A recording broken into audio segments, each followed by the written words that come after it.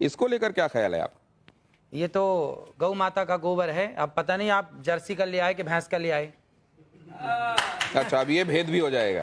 बिल्कुल भेद है। तो आप तो इसके जानकार हैं, विशेषज्ञ हैं, आप तो देखकर बता देंगे कि किसका है। नहीं, ये सब देख के बताने की चीजें नहीं है। हाँ। देसी गाय का गोबर ही शुद्ध है।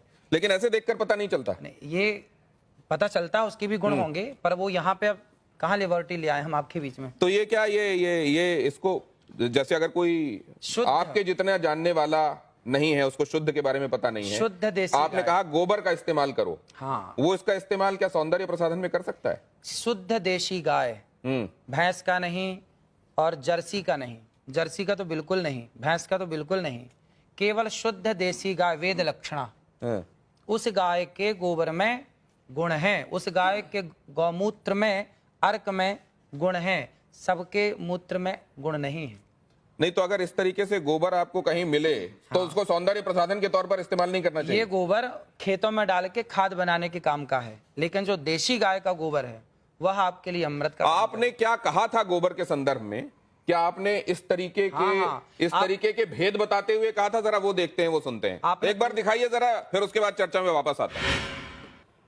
आपने कभी गाय के गोबर से अपने मुंह को धुला? नहीं।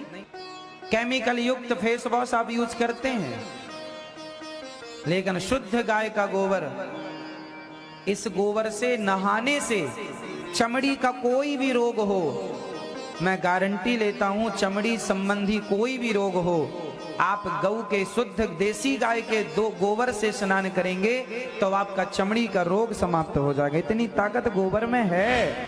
देखिए, मैंने कहा, और सिर्फ इतनी बात नहीं है, बांझपन का भी इलाज है ये। तो ये गाय के संदर्भ में आपने कहा, ये बात स्पष्ट है।